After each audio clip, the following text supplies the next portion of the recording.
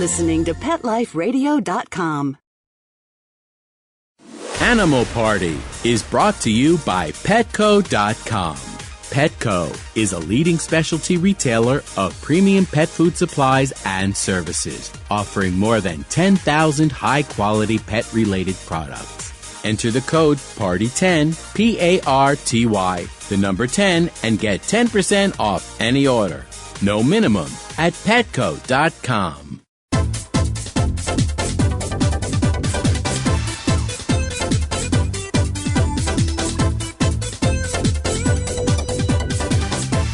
Hello! Welcome to the Animal Party. We're going to party today. Don't be tardy for this party. Bring your cats. That's right, your cat.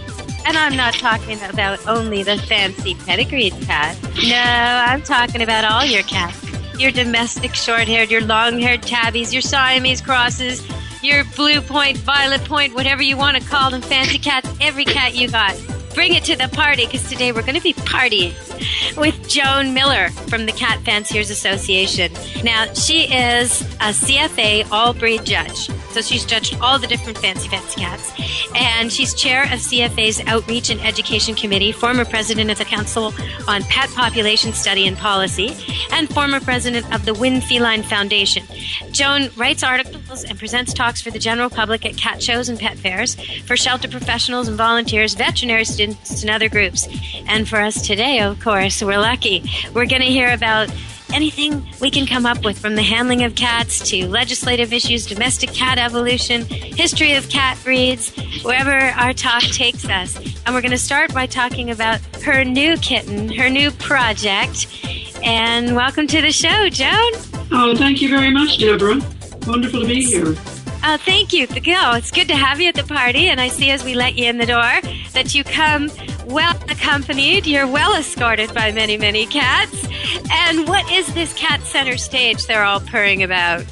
Well, this is a new website that will introduce people to all the intricacies about cat personality, the various types of cats. Cats have lots of lifestyles, and everything from the very feral cats that are almost wild in the way they act and similar to raccoons or other wild animals, to those that interact with people but they can't be touched, to the loosely owned cats, to finally the cats that are indoors or indoor-outdoor cats that are owned by people and cherished by families. So we will cover the entire gamut of cat lifestyles on Cat Center Stage. And we already have some very interesting articles and some new things to let people know that cats like to do.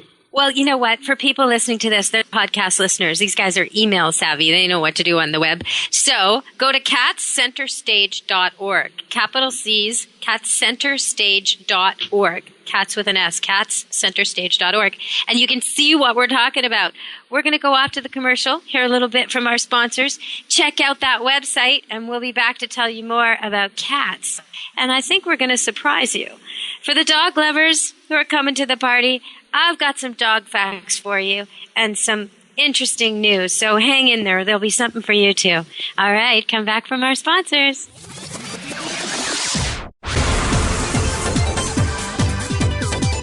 Don't go anywhere, because the best is yet to come. Stick around. Hey, boy, how you doing? What am I doing?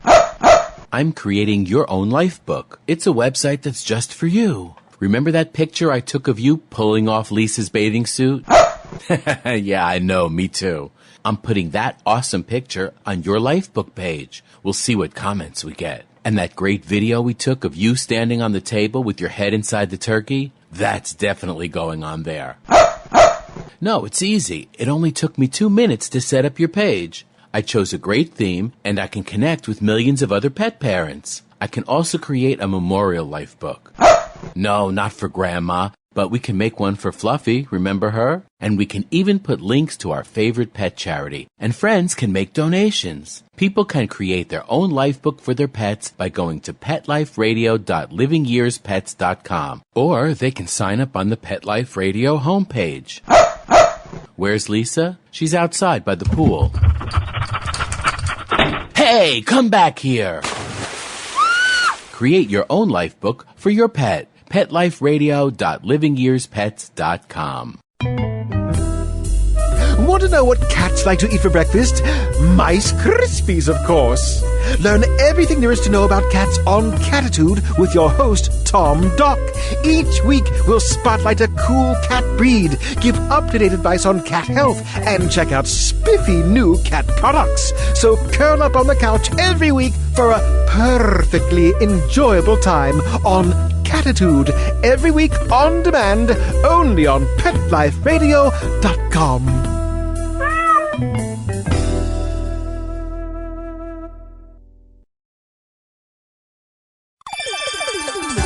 Let's Talk Pets on PetLifeRadio.com.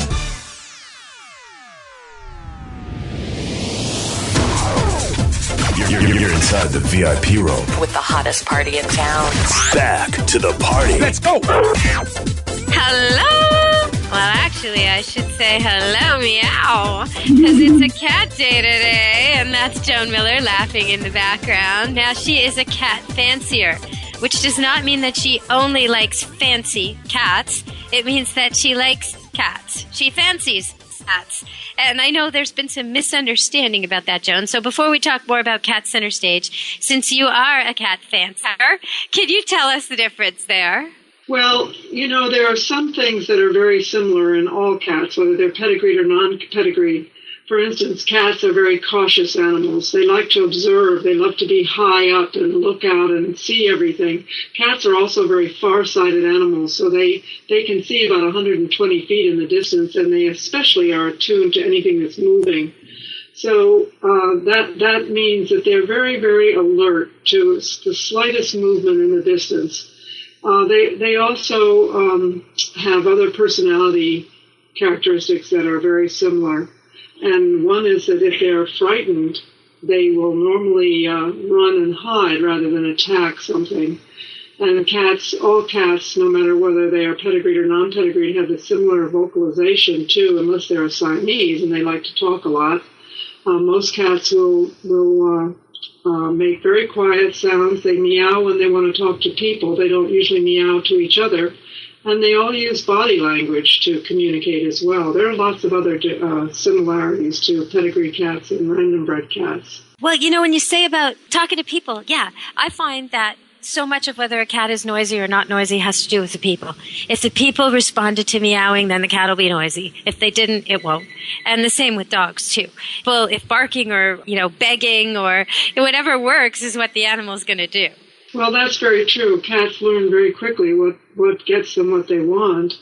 And although there are breeds of cats that are extremely quiet and they really only use their bodies for communication, and there are other breeds that are very vocal. So that is can you tell me who's quiet? I mean, I think we all know the Siamese is noisy. Who's quiet? Well, one of the breeds that surprisingly enough is the British Shorthairs are quite quiet. They rarely make any noise at all. Even Maine Coons will make little chirping noises, but they don't have loud voices. They're huge cats, but they have very slight voices. And actually, I had Abyssinians for many years, and they're relatively quiet. But they're kind of mischievous, aren't they? Aren't they the ones that knock things off counters? Yeah, they're very high energy. But when they want to get something, they'll come up and they'll touch you with their paw on the side of your leg. They'll use their paws very often just to get attention rather than use their voices. But yes, they want to play all the time. They're high energy cats. So they're very different than most cats. When you were talking about the things all cats have in common, and one of the things you mentioned was that they'll run away, but it made me think that often cats will, even this line that we all imagine and that's been there so long where people only say they like a certain kind of cat. They're only cat lovers of pedigreed cats or only rescue cats or only indoor-outdoor cats. This line is what you're getting rid of with Cat Center Stage. And I find it interesting that with cats, no matter how much you own them and pamper them and how well-bred they are, like you're saying, if something dramatic happens, they can run and hide and become feral. The line is blurry. And it's interesting to me, but, for the people listening who are dog owners, is this the fact that all cats really everywhere can become feral in an instant, really, and can survive? That's not true of dogs. Is that somewhat of an indicator that they're closer to their primitive self than the average bred dog nowadays, or would you say that's not right? I think to a certain degree that's true, Deborah. I don't think that cats have been completely evolved into domesticity.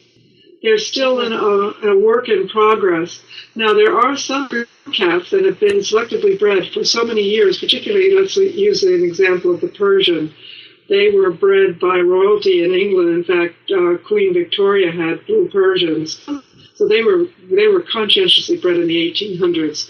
Now, they've lost a lot of their predatory instincts, and they don't respond to things the way another cat would. If a pedigree cat like a Persian were to be outside for some reason, just lost or whatever, they probably couldn't survive very well. Yeah, it'd be in trouble. Yeah, in fact, right now on Cat Center Stage, there is a wonderful story about a Persian that was lost and was terribly anemic and had the coat all matted. And she was taken in, and they found a home for her across the country, and a truck driver drove her all the way across the country. So nice story. So if people want to read the full story on that, they can go to catcenterstage.org. Starlight story, and it's if someone hadn't rescued this Persian, the Persian would never make it on its own, and yet that's very different for many of the cats that are, if they're outside, they can adjust and they can go back to an almost feral lifestyle, and then they can revert back again too and become pets. It may take some time, but they can go back and forth, which I think is quite unusual. I found that situational effect was remarkable. There was this cat named Orca that I rescued years and years ago from a shelter, and she had been rescued from terrible situation, feral. But she was really, really tame and lovey and, would come up to you and rub against you and all that from the time I got her. Well, at one point I decided to do some construction, and even though I had locked all my cats away, she got freaked out by this and ran away on the farm and hid in my neighbor's shed. And she was gone a long time, and I had to decide whether to live trap her and put her in the situation my other cats were in, all in crates and kennels to be safe until the reno was over. After she escaped, I decided a room wasn't enough. And, I went through these elaborate procedures, but they were basically in jail for a few months, and I didn't want her to have that if she had an alternative. So I let her stay there. Well, at the end of it all, I trapped her. And trap, like the kind you'd use on a raccoon, a big giant cage with bait, because I couldn't get anywhere near her. She wasn't coming out. Live trapped her like she was a wild thing. She was not interested in me at all. Got the whole trap, brought the whole thing into the house, opened up the trap, expecting her to be all, wild and feral, and she immediately walked over to me and started rubbing up against me like she hadn't missed a minute. It was astounding. Why didn't you come to me? All these times I ran up and down the driveway calling your name, crying, No. She had to be trapped and brought back home. And then she said, oh, yeah, okay, I'm tame. Well, that's very interesting. That reminds me of there was a study that was done by Linda Lord, who's an epidemiologist and researcher at Ohio State, and she did a study on how dogs and cats, if they get lost, how they're found. And generally, when it came to cats, we discovered from some of this work that cats basically don't get lost. They know very well where they live. If they get out of the house, chances are they're just hiding under the porch or in the bushes fairly close by. Right. But even if they get further away, they found in this one study that Lord did that 60% of the cats that found their way home did it on their own. They did not get picked up by animal control, which is what happens to some of them, and they end up in animal control, and then their owners wait for a while, and they don't catch them, and they may be adopted or other things happening to them. But 60% of them found their own way home. They know where they live, but they don't often go home right away. I've had calls like that, too, when I've been with people calling in saying, I think my cat's missing, and a neighbor's called and she's 2 kilometers away, and she thinks she's found him, and should I go there and get it? And and oftentimes I really do think the cat chose to leave. Like in my case, it was the construction. Once the construction was over, the cat had to see that for itself. then it was happy to be home again. And oftentimes when I get a call like this, I can ask them, okay, well, the day the cat left, did anything happen that day or the day before? Oh, no, we were gone and we just had the place painted. Oh, no, they'll say, as they describe this incredible event that would have catapulted any normal cat outside. Oh no, it was just my brother and his kids came to stay. Did the cat know kids? No, he didn't. Did the kids? But they were great with him. They were dressing him up and okay, bingo. No, that was the day we got our new dog. Oh, really? Was it? So there's always something, or often something you can trigger. But it's nice to know they can come back again from that. So let's talk more about Cat Center Stage, though. We kind of got off on a little bit of a great, interesting tangent, but we got to come back. Agility for cats. This is something I was kind of surprised to see. I mean, I know my own cats. I have shelves for them so they can run around the rooms and they can have litter boxes out of the way of the many dogs here. And I've noticed how they love to go through obstacles, and they particularly love it when I make a change and things are set up differently. But what do you do? The idea of a cat with no leash, with a bunch of other people or a crowd going into a ring and going through an obstacle course is just incredible to me. Well, it is absolutely amazing. It really makes me realize that there's a lot that we don't know about cats, even though we think we know a lot about their behavior. The more that cats are interacting with their owners in different ways, the more we're learning about how they like to show off, how they can remember things. And they do agility very well. On Cat Center Stage, we have a wonderful series of videos that show people how they can actually get their cat started with agility at home by using cardboard hurdles, and you can easily buy a very inexpensive tunnel similar to what they use in the competition ring. And this will help you see if your cat's into it, if your cat's a cat. Now, you're not using food, so don't forget that idea. You're not going to drag a treat in front. We don't allow any food in the agility course. So what cats respond to is lures. They like the hunt and they like the movement. So they're drawn to jump over hoops, hurdles, or go through hoops or go through the tunnel by following the lure. Once they get the hang of it, they know exactly where they're supposed to go, and the handler can kind of guide them. But they know how to get through the weave poles and do the things that they're supposed to do. But no, we don't allow any food in the agility. And although some people can get their cats to do things with food treats, I think actually the reward that the cat gets, it seems, the actual running of the course. They love that. Yeah, that is their reward. They enjoy it. They seem to be exhilarated by it. And I was in New York City a couple of years ago, and we were allowing we had an adopt-a-cat going on at the same time the show was happening. We allowed some cats to play around in the agility course, and one of them really took to it immediately. So it was suggested that the cat be entered. Very inexpensive entry fee. I think it's about $10 to enter. So they did, and he came out third after the end of the weekend of all the cats.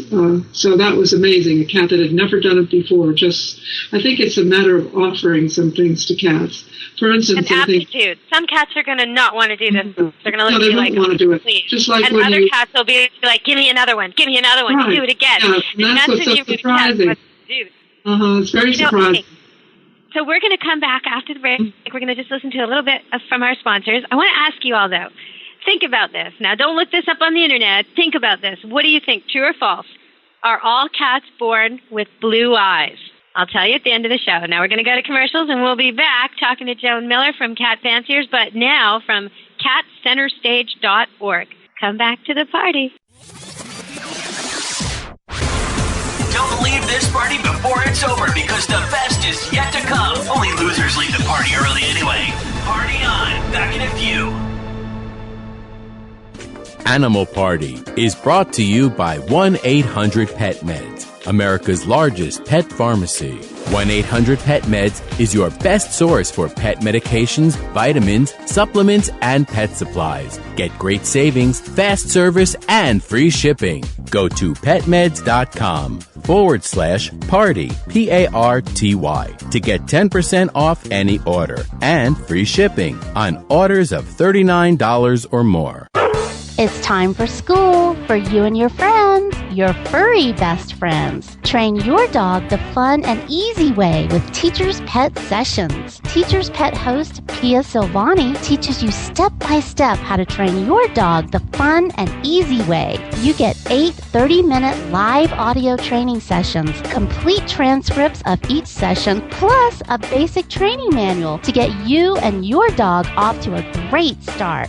Training begins the moment you bring your dog home. Teacher's Pet Sessions offers positive reinforcement training to shape your dog's behavior and encourages upbeat, enthusiastic responses to ensure that your dog will enjoy learning. Teacher's Pet Sessions dog training is fun at both ends of the leash. So listen, learn, and laugh with your dog with Teacher's Pet Sessions. Get your copy of Teacher's Pet Sessions Volume 1 today. To order, go to teacherspetsessions.com. Hi, this is Pia Silvani, your host. Bring your dog, tug toy, and treats, and get ready to have some fun. teacherspetsessions.com. That's it. You're madder than a junkyard dog, and you're not going to take it anymore. Your feathers are ruffled, your dander is up, and you've got a definite bone to pick. Join us each week on Pet Peeves, the show that lets you dig through the dirt and unleash your passion for pets. Your host, pet expert, and award-winning author Amy Shojai will talk about what makes you howl and what hisses you off. Pet Peeves every week on demand, only on PetLifeRadio.com.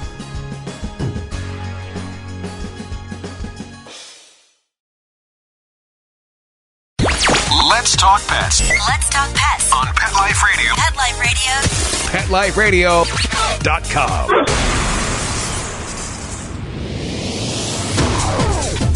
You're inside the VIP room. with the hottest party in town. Back to the party. Let's go!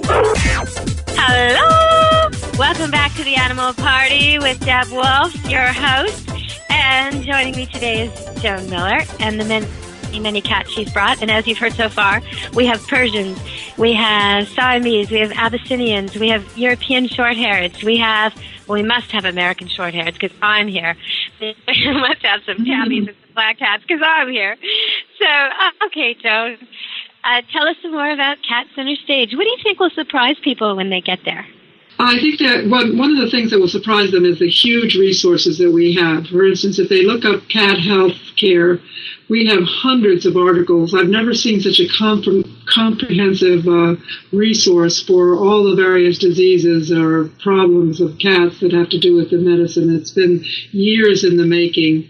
And it's like a feline medical database of articles. Yes. But it's already been selected by professionals. So you don't have to read through what's just somebody's own testimonial of their own pet, using garlic or vitamins or something, that you don't even know if it's true or not. This is actual scientific studies and proper research. And so it's a very easy way to find out what you need to know to be able to have an educated conversation with your vet if your dog or cat's sick. I don't think you're suggesting this instead of veterinary care. No, but not at all. Definitely help people go into the clinic, into the meeting with a right question. Yes, absolutely. And we also do have some experts that answer questions from members too, so they can questions about behavior, questions about nutrition or grooming, and also about veterinary care of the cats.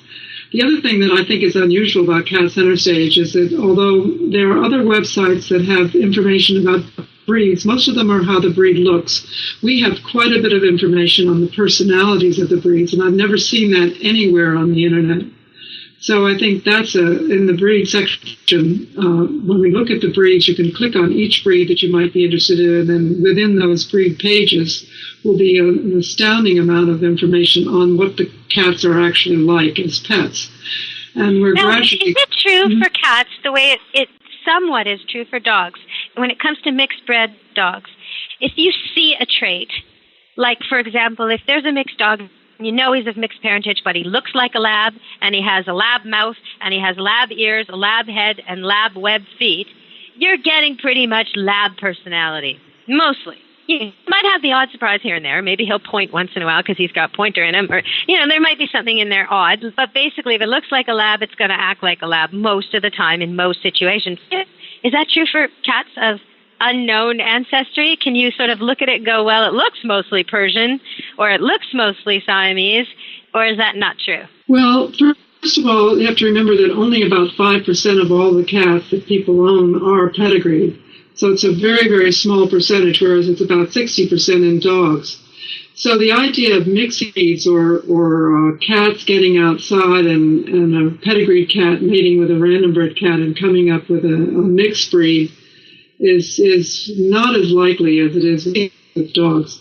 And so although a cat might have long hair, and maybe he is a large cat and someone says, oh, it looks like a Maine Coon, chances are it's just a large domestic cat. Right. Persians have a very distinct look, and if a Persian is mated to another cat, normally that rounded head and the very short snub nose will come through. So you can recognize Persian in a mixed breed cat. However, you don't find Persians wandering on the streets. In fact, they don't really like to go outside. When I had Persians, when they opened the door, they'd say, oh no, I don't want to get my hair all blown around out there. It makes me realize that most people don't even consider this when they get a cat. They just look at looks. And when you get a dog, at least, I mean, it happens sometimes, but they're more aware of exercise needs. They may be mistaken in what they pick, but they think they're picking a breed that suits their exercise or their lifestyle or how much they want to brush it. With cats, though, if you're really, really sedentary and you're really an indoor person, this cat's never getting out, then don't get the wild child that you see, right? Go for the Persian. Like, why not get the one that actually matches you, that's going to be happy with you? Isn't that? Yeah, I think when it comes to choosing a cat, you do have to think about your own lifestyle first, and your own home and your living environment. And if you're going to live in an apartment and you're in a high-rise building, then you don't want a cat that's begging to get outside all the time. And also, if you're the type of person that keeps your hair really short and you have no patience for doing your daughter's hair, you're really not the one to get one of these animals, a cat or dog. I mean, don't get a rough collie either. Don't get an Afghan. Don't get a Persian, because they need to be brushed a few times a day, every day. No, really, seriously, every day. That's very important to know. Yes, the Persian. It's like your new hobby, you know? And the people that like you have two pets, your pet and your pet's coat. So you have to think about it. That's right. The people that like to have a Persian are the ones that generally like to fuss over things. They like to. They usually move their furniture around, get everything just right, poof up their pillows, and they also comb their cats every day, and it's a pleasure for them, and the cats like it too. So that is the kind of person that just adores having a beautiful cat with a lovely, luscious, long coat, and they are willing to comb them and willing to give them a bath or two every month to keep them nice and sparkling and clean. But short hairs... Whereas most of the random bred short-haired cats would rather not have a bath probably ever. So that's a huge difference. Well, it's not too difficult to get them used to having a bath, and I usually have done some demonstrations on that, how people can get started to bathe a cat. I think every cat, it would be a good idea to at least have a couple of baths, just so that in case they get into something, it's not totally unusual to them. And also on the market, they have these wonderful waterless shampoos that are kind of like a little mousse you put on the cat and massage it into their coats, and they really love that. I've done that with shelter cats that I know have never had a bath in their life, and they take to it right away. So there are what I found works really well that way, and we used to use this when we had elderly people who were not as able to take care of their pets as they should, and volunteer work I was doing was visiting the pets, and we would comb them all out and brush them all out for the elderly people in the nursing homes. And one of the things we did was baking soda. If you sprinkle baking soda on the pets and then brush it through, that is like a dry bath. And it's affordable. It's easy to come by. Cornstarch is another one from your kitchen. If you have a dog or cat, like a golden retriever with mats behind the ears, or maybe a cat with mats under its fatty pad tummy at the back there, behind there, those mats are really hard to work through, and they're quite oily inside. So if your pet is dry, take some cornstarch in the palm of your hand and just work it into the mat, and then brush it out, and it won't hurt nearly as much. But don't let the pet get wet until it's all brushed out, or it'll get all doughy. So that's our tip of the day. I got that into the party. We've got our tip. All right, Joan, thanks for putting up with that. I've got to do a tip every party. So there's our hands-on tip of the day. If they go to your website, one thing I thought that was so fun was, and I can't remember what it was called, catnip maybe? Was it called catnip? Where you get to do a quiz? Oh, yeah, okay. Yes, And okay, I always think going into this, oh boy, I hope I get 100% when I take one of these quizzes, because here I am, cat expert, dog expert. Well, I didn't get 100%, but I was pretty close. I bet you guys will find that the quiz is harder than you think. Take the cat quiz and see if you know cats as well as you think you do. One thing I was happy to see was one of the questions in the cat quiz was about whether it's okay to feed certain well-selected table scraps once in a while to your cat. And I selected yes, thinking, okay, they're going to burn me on this one, but I stand by my right to be marked wrong on the quiz and be right in real life. And then, lo and behold, you agree with me. So that was really refreshing to have another cat expert come out and say, yeah, if you take a little piece of meat or chicken and give it to your cat, this is not a bad thing. It's not a bad thing at all. What other kinds of leftovers should people be, instead of throwing in the trash, if you have skin of the fish, wouldn't that be a good thing to share with your cat, for example? Well, I've never tried that, but cats are incredible as far as what they will eat and what they won't eat. And mostly it's geared to what's not good for them. If they won't touch it, it's because something's wrong with it. And that's one of the reasons why cats have survived very well, is that they're very discerning about what they'll eat. And I had one Abyssinian that just loved bologna. And funny. Well, that is neat. Around in his mouth and would growl, and I would never think of feeding that to him as a meal, but he enjoyed it. It was a nice, fun thing to do, and I don't think it hurt him at all. No, probably not. No. But cats don't get high cholesterol like we do. They can have a big-time meat diet and be all right with that. In fact, that's probably the way it was meant to be. Some say between 15 and 18 mice a day is the perfect cat diet, complete with everything they need. The hair and everything. Yeah. Well, from the look of what they leave me, they like certain parts better than others. They are incredibly good at getting rid of the skin and the innards all in a neat little pile and making the rest disappear somehow. You mean your cats bring home mice to you? Yeah, oh, yes. I want to tell you what my theory is on that.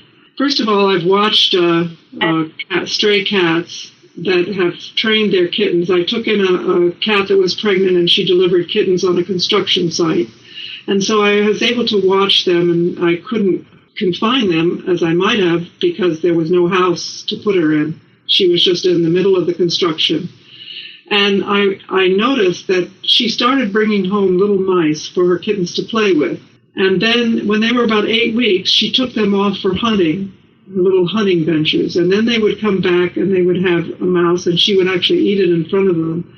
And I really feel that when a cat is bringing a mouse to you, it's sort of her instinct. She thinks that she sees you going off every day to work or whatever, and you never bring home anything.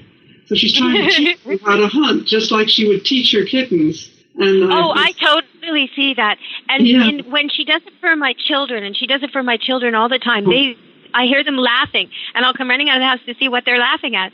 And my cats will, with an already dead mouse or almost dead mouse or rodent of some kind, they will reenact the battle over and over again. And then I gave him a right, and then a left, and then I grabbed him by the neck, and I threw him to the ground. And my tossed them in the air. Funny, tossed them in the air. Yeah, well, she's teaching the kids how to hunt. It's their job to do is to teach their kittens how to hunt. And so that if you don't have any kittens at home, then your children are a nice substitute. So, I used to have a cat who gave like a tax, like a tithe. She would take a mouse a day and drop it in the big Rottweiler's bowl. And then this caught on. And then all the cats were doing this except one cat. And they weren't doing it every day, but once in a while and when they could. And, and that one cat, oh, my gosh, the Rottweiler was so mean to that one cat. He let the other sleep on him. He was like just a big mound of Jell-O with the cats, except that one. That one would get attitude all the time from the Rottweiler because it wasn't paying his tax, He knew what it was, who smelled of the kill and where it was coming from. And it was pretty funny to watch it all manifest because it started with one cat and then two cats, and everybody started to pay their tax, And I don't think it was his idea. He wasn't that clever. I think it was the cat's idea.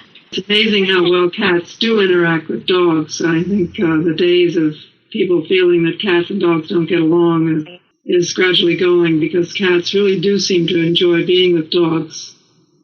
Well, here at Camp Good Dog, we board dogs, we train dogs, we breed dogs. But up at my house, I have all kinds of pets. And the dogs are mostly rescue, although some of them are purebred breeding stock. But they are rescue. And cats are all rescue, for real, a total rescue. And the way they treat each other is not identical. You know, like there's certain dogs that the cats adore in a different way than other dogs. It's not like a blanketed thing. It's the personality thing. It's individuals, really. They all have their different relationships. You know, so it's interesting to see. People think, oh, okay, well, my dog likes cats or my cat well, maybe he likes some, you know. There's certain ones, sometimes, in certain situations. Like our red standard poodle is very respectful and polite with all the cats in the house. But if she sees them outside, she'll always treat it like a game of tag. She won't actually hurt them, but she'll definitely chase them. And chase them toward the house with glee, as if it's her job, you know. And there's other dogs, like my Rottweiler, who wouldn't bother them at all anywhere, no matter what. It's just not...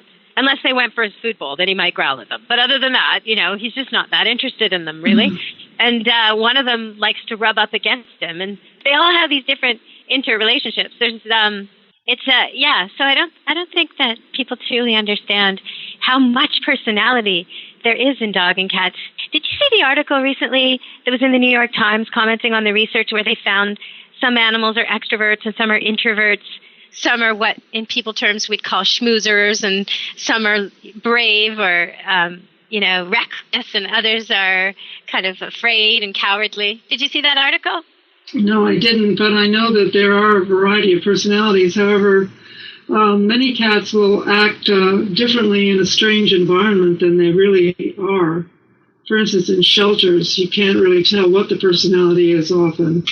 And other cats are happy in every environment. On Cat Center Stage, there's a wonderful article about Congo, the therapy cat. In fact, we now have 3 articles about different therapy cats and what they do. And there are some really wonderful outgoing cats that seem to just enjoy being admired, and they like to give affection. And I think more and more people are realizing that the cats that do have the boldness and are outgoing, they like to be working cats. They like to get their certification and go off into with the Alzheimer patients, is what Congo was working with, also with children. There's some great photos in that article, too. And the first indication that the people that owned Congo knew that he was outgoing was that he took to their dogs right away, and they were real buddies. And then they started to take him on a leash, and he liked to go out and about. He liked to meet people, and so he gradually got into a group that is involved with therapy. And it's a wonderful story that I think many people would possibly like to expose their cats to this. The organization is called Love on a Leash, and they mostly have dogs, so there aren't that many cats yet. But certainly this cat Congo is inspiring. I think lots of times people underestimate cats. There are cats working in various parts of the world doing very odd things. One of which I thought was really strange was they were used to train rodents to not be scared of cats and not freak out about cats and not always be worried about cats. So then the rodents could be trained to find bombs. Very interesting application of cat training. But what you're talking about is more accessible to most of us. If you have a cat who's really extroverted and friendly, and you've tried walking him, tried putting a harness on him, and you've tried putting a leash on him, and he likes both, and he likes meeting people, and he likes other pets, then maybe hospital visits are for you. So how did they get in touch with that? Well, the group that trained or got Congo, this cat involved, is called Love on a Leash, and I went to their website, and it looks absolutely wonderful. And they're the ones that certify the cats. And I don't know if they're national, but I believe they are. And I think in every community there are probably some groups that have therapy dogs, and they might be very interested in working with cats too. Yeah, there is a way. You can Google or figure out a way through your local hospitals. Find the local pet people visiting, and if you ask any resident at the hospital, they'll tell you what day they come in. Come in on the day the pets come in. Everybody knows what day it is. Everybody's excited about it. And meet them. Ask them where they're from. Ask them if they'd go without your cat, of course, the first time, and ask them if they'd be interested.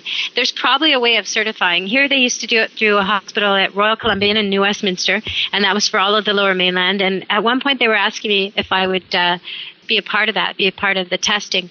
But I was really pregnant at the time and didn't want to be in the hospital. Didn't think it was a good place. A bad omen to be hanging around the hospital for a lot of visits totally pregnant. So no, I didn't go for it. But I know it's happening in all kinds of areas, all kinds of cities all over the world. And the pets have to pass some basic obedience first if they're dogs, come sit, stay, heel type stuff. But both dogs and cats have to not pick something up if it drops, like pills. They have to not go for it. And they have to be calm and quiet. And they have to, in cats' cases, allow being placed on people and taken off again, not use their claws on people, not bite, not scratch. Other than that, the organization you're with will have different rules and different ways of certifying, but there is a little process, and that's fun too. Your cat will love that. The certifying process is work that your cat will love if it's the right cat. If it's not the right cat, you'll figure it out really quickly. Okay, so I love your site, Cat Center Stage. I love the fact that it's for all the cat owners out there. And the people who listen to this show are really very good at posting to the web. So is there some place they can do that on your site? Absolutely. There's a button called Community, and that leads you right away to the Cat Center Stage forum. And the guests can read how to get started. And it's a free registration. And once you're registered, and we block any spammers, but everybody else is welcome. Then there are various topics that are growing and growing, and we're getting lots of interesting things happening about cat health, about grooming, about behavior. We have a wonderful calendar of events that are cat shows and pet expos, and the no-kill conference that just was held a couple of weeks ago was on there.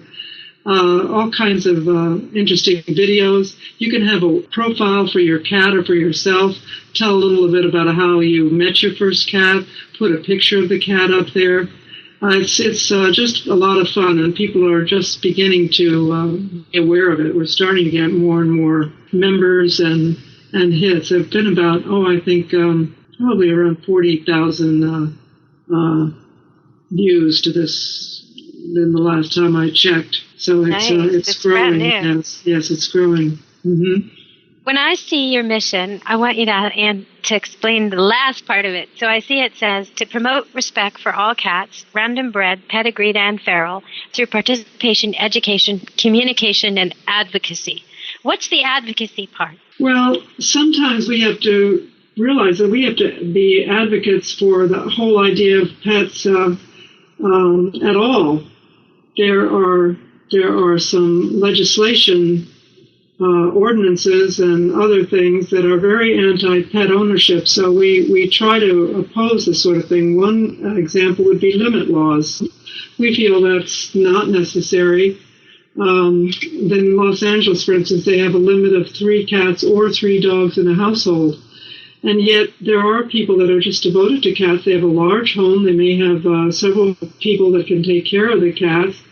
And 3 cats is not very many when you think of those in the shelters that could use homes. So we're usually aligned with the rescue groups in blocking limit laws. Another one that is very difficult to deal with is confinement of cats or leash laws for cats. People say, well, cats are howling and they're digging up the garden. They don't realize that many cats are outdoor cats. It's a huge number. 34% of all people get their cats because they come to the door. And when you talk about confinement of cats being required by law, it means that they're going to go out and trap them, and they come into the shelters and there's no space for them, and so they're euthanized. And we don't think that just because a cat is homeless that that's any reason to remove them from the streets. If they're altered, trapped and altered and then returned to where they were, they are not as much of a nuisance and behavior problem. So we're very much advocates for trap, neuter, and return. We think that's an excellent way to deal with the cats that are homeless. And so we join Alley Cat Allies, and many of the independent groups are working very hard to try to be humane to these cats that don't have homes, whether they're strays or feral cats. And that gives you a couple of examples of how we advocate for cats. We also advocate for pet identification. We think it's very good for cats to wear collars if they are going outside, or to be microchipped, or both. So that's another advocacy that we're for. When you talk about TNR, I just want listeners to know that there's other shows that I've done on Animal Party. There's other parties where I talk about TNR, and I've had TNR hands-on rescuers talk on the show. And actually, coming up in the fall, I'm having the ones you just mentioned. Alley Cat Rescue is coming to the show for the first time to talk about the work they do. So I'm really glad you highlighted that. There's this idea out there that cats are somehow not natural, so therefore they shouldn't be here, and they should be, like Australia, outlawed as outdoor pets or eliminated in some way so that they don't occupy any natural presence. And the idea is that they hurt songbirds. And I find this so ridiculous. Just watching my cats come in time after time with rodent after rodent after rodent. The very rodents who would take my chickens, my hens, baby chicks, the very rodents that would eat those alive if the cats weren't there to catch them. I just don't get it. I don't get why people think that. Now, there is the odd bird kill. It's true.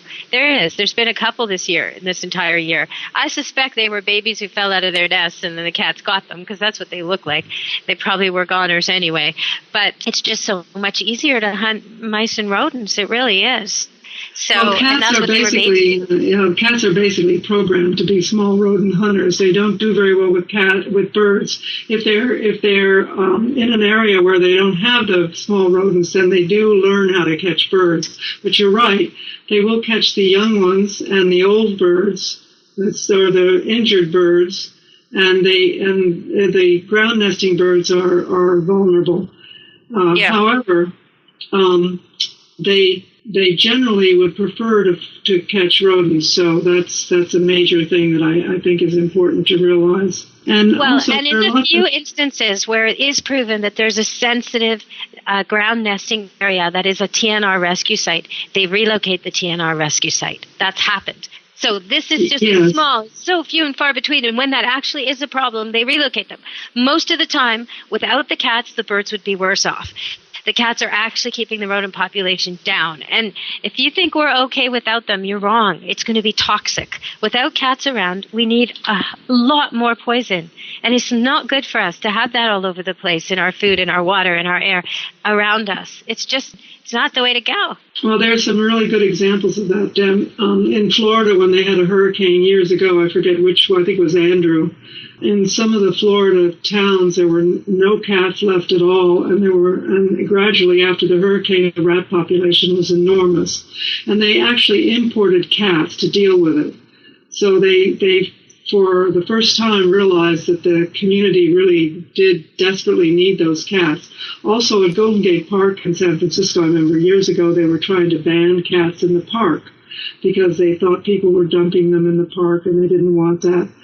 And there was lots of back and forth in the testimony from the bird people saying that they were getting the quail, and the cat people saying no. And finally, the best testimony, after hearing all the scientists and all the experts who had worked there for years, and he said that the cats were the very best thing that they could have in the park because they kept the rat population down. And what really was damaging the birds was when they disallowed the gardener from cutting back, or they had the gardener cut back all the bushes because of the homeless people that were sleeping in the park. So once they realized that they were exposing those ground nesting birds by all this massive cutback, they adjusted their gardening, and the cats, to this day, this was about in the mid-90s, about 93, to this day the cats are very welcome there. They're neutered, they're spayed, and they're cared for by the feral groups that work with these cats, and they're very welcome because nobody wants to have rats in Golden Gate Park. Well, and I remember reading about 10 years ago now, they estimated that for every person living in London, there was 100 rats. That was the rat-to-human ratio back then, London, England, 100 to 1. And then in the article I was reading, it said, but you Americans, don't be smug because it's worse in New York City. And I just thought, I remember because I was on my way to New York at the time, and I just got the creeps. I just thought, oh no. I don't know why, and people listening to this show, some of them love rats. Some of them keep rodents as pets. Some of them will hate that we're talking about them like they're vermin. And I apologize to you because on occasion I have had to hold a rat. One time I had to kiss a snake and put a medal around his neck at a VIP, very important pet event.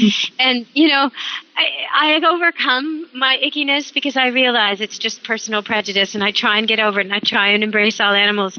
But now that I'm on a farm and I have all this organic thing going on and we got the eggs and the chickens, I'm really happy my cats do their job with their rats and the mice. I really am.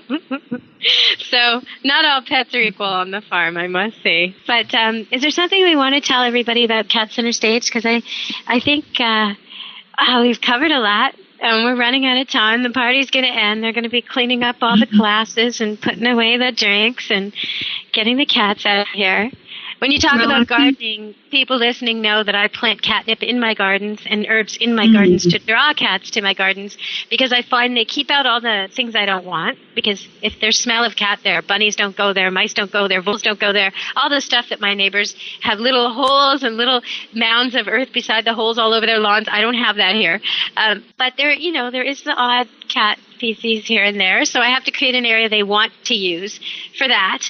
I mean, there is some accommodation in the garden, but they also eat a lot of the bugs that are not good for the garden. So it's a win-win thing having cats in and out of the garden. The birds who would come take my seeds don't land there, or steal my fruit don't land there. I still have to have nets over my blueberries, but it gives the cats a fighting chance at keeping them free. Well, one of the things that I'd like to bring to everybody's attention is that we do have a survey, and that gives us an indication of what people's interests are. And I would say that Cat Center Stage is going to be evolving according to what our viewers would like, whether they're interested in behavior or cat care, whether they want to have stories and videos that they take themselves posted, whether they're interested in the fictional stories and poems, so that we have children. In fact, we have a couple of daycare centers that are exposing their children to the website with all the games and quizzes and jigsaw puzzles. And we want to find out what the kids like. We have a wonderful section called For Kids About Cats. We have various. Can I ask you what ages is it aimed at? If you've got a kid, what age are they? I guess they have to be reading. Mostly I'd say about 6 to 9 seems to be a good age. But I'd love to do the crossword puzzles myself. I'm not that good, and a crossword puzzle for kids is kind of fun. What I find, because I have kids in that age. I have one kid in that age and one that's quite a bit younger. And I just watched, as I'm on air with you, as I'm doing this show, I just watched one of my smallest cats go scampering across the solar blanket, and she made it. But I almost had to go flying off the air and run downstairs and save the silly cat. She's probably done it 100 times. But she did. Also, for photography, we've got some wonderful articles about how to use a camera and how to photograph cats, and we're wanting to stimulate people to get used to photographing their cats and post their photos. We want to see their people's cats, and I think photos always are interesting. There's a lot of. And that's a good way of getting. That's a good way of getting your kids engaged. If they've got a camera, if you've got a cute photo of your cat, get them to upload it. Not upload themselves necessarily, but a photo of the pet. And the thing I was going to say is there's so many sites out there that cater to kids who love animals, but you got to pay as you go. You got to buy the little stuffy with the code, and then it expires, and the kid's crying because it's expired. Now you got to buy another one. And there's so many of these things where the one time it's free, or it's free for a month, and they get hooked on this stuff.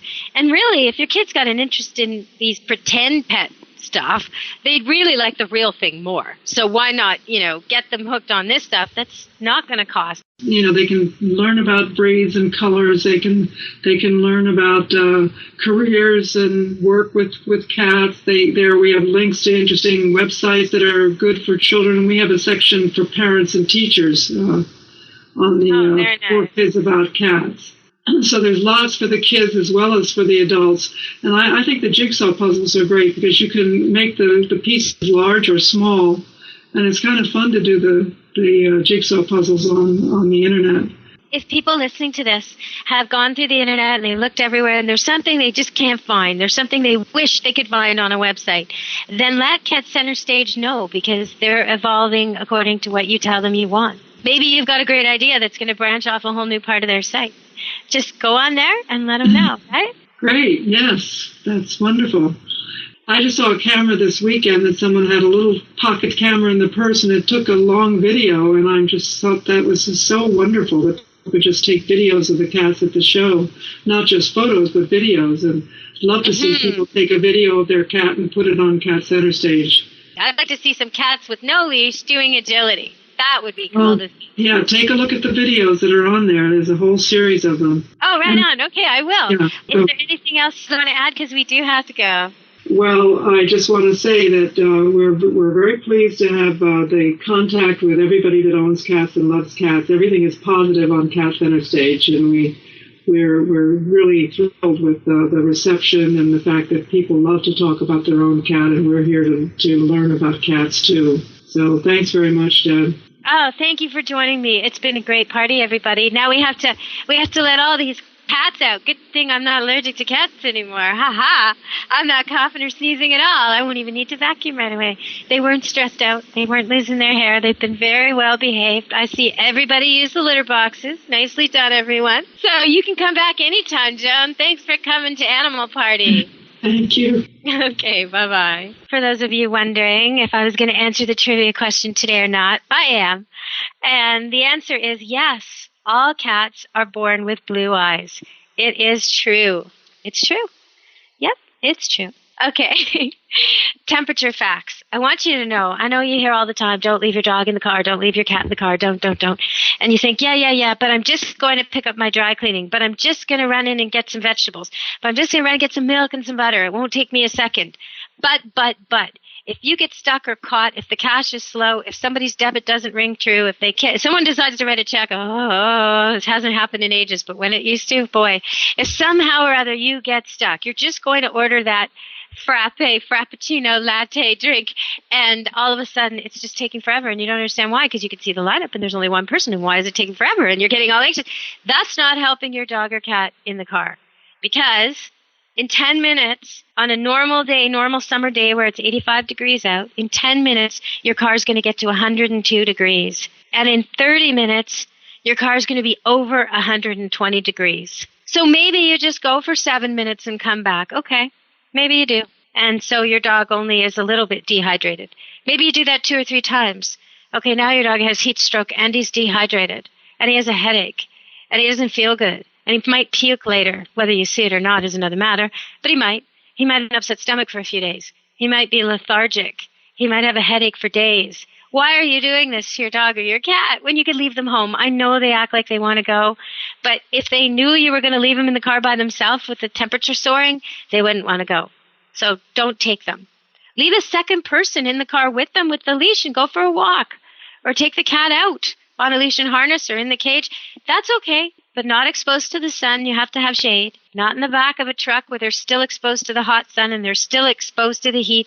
They just have wind, which makes them feel good, but they're still getting dehydrated and they're still getting sunstroke and they're loose, so they could get in an accident. Not back there either. Just leave them at home with shade and extra water that's anchored, and maybe an extra bucket in case they tip it over, and some shade no matter what position the sun's in all day. If you take them to the beach, remember, your dogs don't want to go to the beach. They want to go with you, but they'd rather be swimming in the evening or the morning. They'd rather be in the forest during the day. They'd rather be under shade. So provide shade for them. Make them rest out of the water. Don't let them get too hot.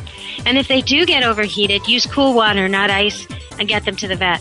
So we've talked about this before. If you want to know more about summer safety, go to the last shows I did in July for Pet Life Radio, last couple of episodes before this, and you can hear all about summer safety. I did a whole piece on it. For now, though, I just want you to be good to your animals and come back to the party next week, when coming to the party will be Stacey Mantle from Pets Weekly.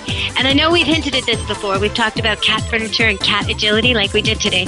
Well, she's going to tell you where you can get modular stuff that's pretty affordable and works great and will entertain your cats like crazy. Keep them safe if you want to give them outdoor time without any risk at all. So Pets Weekly is coming next week. And we're also going to talk to her about dog stuff. Recycled beds and toys and all kinds of things she likes. The best picks she's got from the last year.